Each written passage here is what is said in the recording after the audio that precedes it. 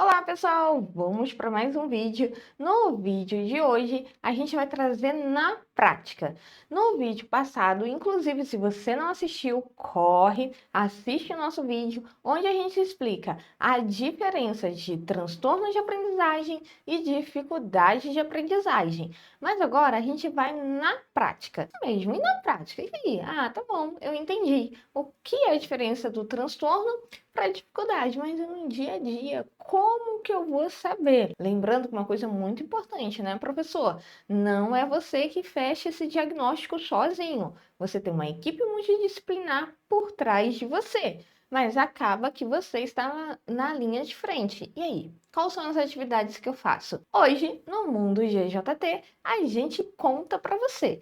E é claro, né, que antes da gente contar, de você ter todo esse apoio, a gente vai mostrar aqui para você o nosso Mundo GJT, porque nele você vai ter esse apoio. Tudo que a gente falar aqui, a gente vai estar explicando melhor para você dentro do nosso mundo, dentro da nossa plataforma. Então aqui você vai na parte de notícias e vai ter a notícia e vai ter essa reportagem explicando e essas atividades aqui dentro do nosso mundo.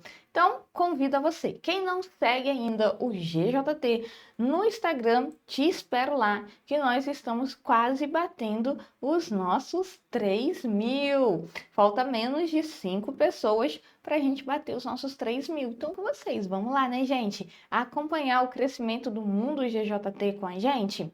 Você vai conhecer um pouquinho da minha rotina, um pouquinho da rotina do Biel e a gente te espera lá. Então, vamos explicar agora para vocês essa parte. Vocês estão vendo que eu tô aqui organizando o estúdio. Ó, vamos lá. Fui mexer no teclado, quase que a câmera parte, porque a gente ainda está se familiarizando com os fios aqui, mas não caímos.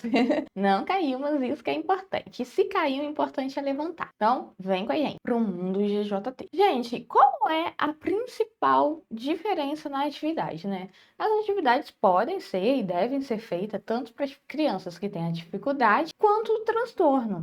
O que vai diferenciar é a sua observação. Por exemplo, professor, uma primeira atividade que você pode fazer é a leitura com apoio. Sim, leitura com apoio, porque você ainda não sabe se essa criança tem dislexia. Uma criança que tem dislexia, você colocar essa criança para ler na frente dos amigos, você quer matar essa criança. Não tem como. A criança entra em desespero e eu posso falar isso por experiência própria. A professora, quando chegava lá, vamos fazer leitura coletiva. Que leitura coletiva? Ela queria uma morte coletiva, né? Ela queria matar aquela criança. E eu praticamente entrava em pânico dentro de sala de aula. Gente, a criança com dislexia, quando ela aprende a ler, ela vai ler. Só que ela vai ler para quem ela se sente confiável para fazer isso. Então, não obrigue o seu aluno a ler. Ah, mas ele sabe ler comigo, ele lê para mim. E daí? Ele tem que provar para a escola inteira que ele sabe ler. Então, não faça isso. Não obrigue uma criança a ler na frente dos colegas se quer. Principalmente se essa criança está sendo investigada com um transtorno de aprendizagem. E principalmente se essa criança está sendo investigada. Então não faça isso com criança nenhuma. Criança nenhuma merece ter essa exposição. Então, mas a leitura é importante, professora. Sim, incentivo à leitura é muito importante. Obrigar essa criança a ler, isso nunca funcionou. Nem com os típicos, o que tirar com as crianças que têm algum transtorno. Então, não faça isso. Então, primeira atividade, leitura com apoio. Essa leitura com apoio, você pode usar palavras simples, casa, bola, gato. E você pode usar a palavra e a imagem. Por quê? Porque essas palavras, elas têm algumas letras, né, que a criança com dislexia, ela vai apresentar uma dificuldade muito grande, mesmo sendo palavras simples. Porque tem as vogais, tem o B, tem o G, tem o C. Então ali você já vai perceber se a criança está ou não enxergando essas letras e essa diferença. A criança com dificuldade de aprendizagem, você vai fazer o estudo de caso, você vai fazer o estudo de caso de todo mundo, mas aquela criança com dificuldade, você vai ver que a criança está passando por um processo de divórcio dos pais, que a criança está passando por alguma dificuldade, que a criança chegou nova na escola e não está se adaptando aos amigos. Vai ter características que talvez a criança com dislexia esteja tudo assim, estável na vida da criança e a criança ainda apresenta essas dificuldades, que aí pode ser o transtorno. E com a leitura, com o apoio, você começa a perceber que a criança não percebe a diferença do G para o C, que a criança tem uma dificuldade muito grande com A, I, O, U. Crianças com transtorno de aprendizagem têm uma dificuldade muito grande com A, I, O, U. Também temos a questão a atividade de memória de letras.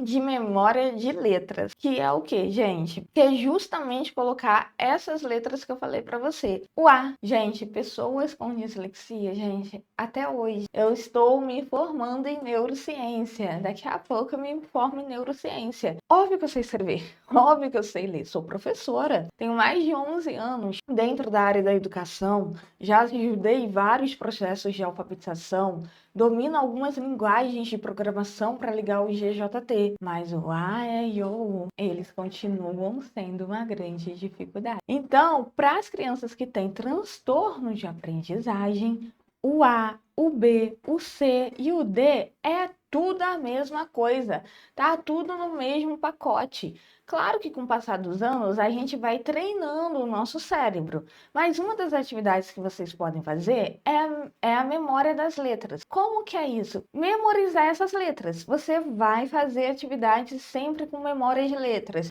Circule as letras, pinte as letras, coloque as letras na parede, ter apoio visual. Gente, apoio não é cola. Em pleno 2025, eu não acredito que ainda possa ter professor que ache que dá apoio visual para o seu aluno com transtorno de aprendizagem é cola. Não é cola. Não é cola. Seu aluno tem que aprender. Ele tem que aprender. E se ele precisar aprender com apoio visual, inclusive na prova, ele tem que aprender a executar com as armas que ele tem. Até porque na vida ele vai poder usar uma inteligência artificial, que a gente está na era da inteligência artificial. Então, trabalhe a memória das letras, trabalhe com essas letras. E a pessoa com dificuldade de aprendizagem também pode ter essa atividade, só que ela vai acabar decorando essas letras, aprendendo essas letras, decorando sim, gente. Às vezes fala assim, a criança não pode decorar. O processo de aprendizagem, ele passa pela decoração. Tem que decorar. Faz parte do processo de aprendizagem. Então, a gente tem essas questões. O transtorno de aprendizagem, gente, B, D, P, Q, M e N. Virou tudo a mesma coisa. Para a criança que tem dislexia, gente, a criança não enxerga essas letras. O adulto com dislexia não enxerga essas letras.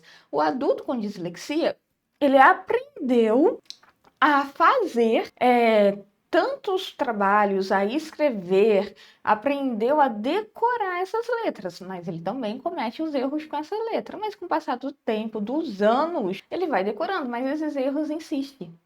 Esses erros insistem. A pessoa com transtorno, esses erros ficam. E acaba que vai ficar ao longo da vida. Quanto mais ele lê, mais ele escrever, minimiza. Mas os erros estão ali. Na hora que ele fizer uma escrita espontânea, na hora que ele fizer uma leitura espontânea, esses erros vão aparecer. E aí as pessoas que estão ao lado, né? Porque às vezes a gente fala muito de criança. Aí a criança recebe todo o apoio. E esse aí quando ele comete um erro desse, ele é a chacota da escola, ele é a piada do professor, ele é a piada dos amigos. E aí o que essa criança, o que esse adolescente, o que esse adulto faz? Eu não vou ler na frente de ninguém. Porque cada vez que eu leio na frente de alguém, cada vez que eu faço alguma coisa, eu sou motivo de piada. Quem é que vai querer fazer um negócio desse? Então, muito cuidado para que vocês mesmos, os próprios professores, o próprio sistema não impeça que essa criança venha ler. Então, a criança, a pessoa, se ela precisa se sentir confortável. A pessoa com dislexia jamais vai fazer uma escrita espontânea para alguém que ela não confia um pouco. Ou ela vai fazer uma escrita no computador, vai passar limpo,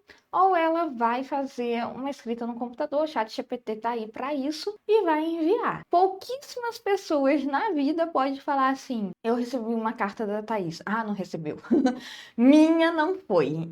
Eu conto nas mãos quem são as pessoas que têm algum registro meu escrito? E eu vou usar uma mão só. Então, assim, não recebe. A pessoa com dislexia dificilmente vai enfiar algo de próprio punho em uma escrita espontânea. Então, se você tem uma pessoa com dislexia na sua vida e você tem algo escrito dessa pessoa, pode ter certeza que ela te ama.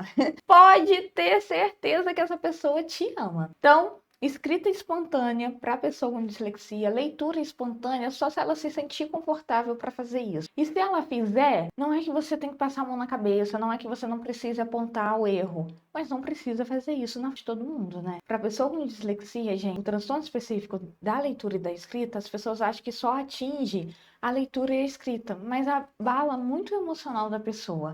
A pessoa sempre está esperando ser criticada pelo grupo onde ela está. Então não precisa fazer isso, né?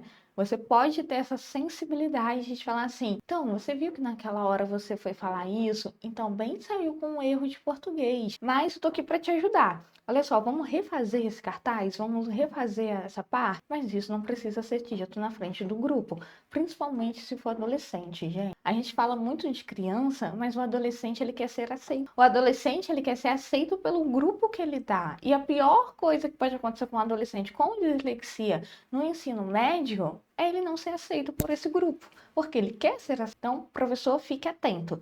Ajude, aponte. Não quer dizer que você tem que passar a mão na cabeça, mas não precisa fazer isso na frente do grupo. Outra coisa que a gente pode ver e devemos ver é sequências numéricas.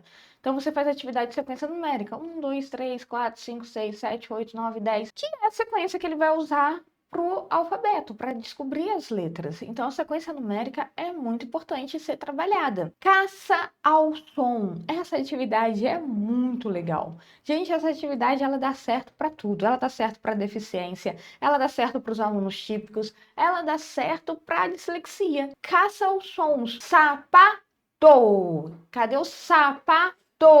Bola. Macaco. Tá vendo que são palavras que não é de outro planeta. São palavras simples que dá para trabalhar muitas coisas. Então, a caça ao som.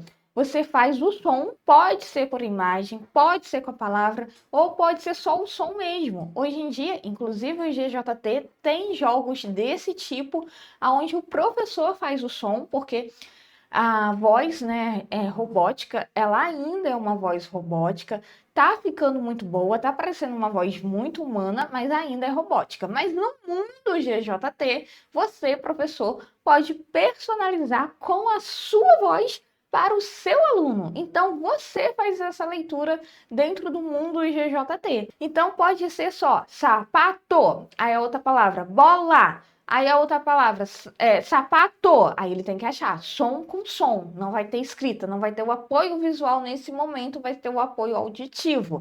Esse jogo é muito legal e está disponível no Mundo GJT. Uma coisa muito importante, gente, que eu vou colocar aqui para vocês e a gente vai deixar lá no nosso site toda essa explicação no vídeo, tá bom? A gente vai deixar lá, ó, a diferença entre dificuldade e transtornos de aprendizagem. E aqui a gente deixa, ó, as atividades que a gente falou um pouquinho para vocês. Leitura com apoio, a memória da letra, sequência numérica e caça ao som. Essa atividade de caça ao som é uma atividade simples.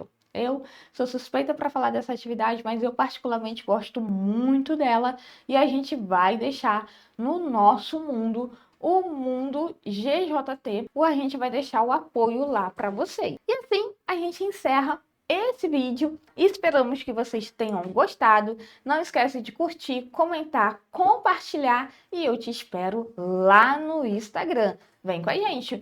Eu sempre termino os vídeos no Instagram assim, porque você já sabe, né? O Mundo GJT é o melhor para você. Então vem com a gente.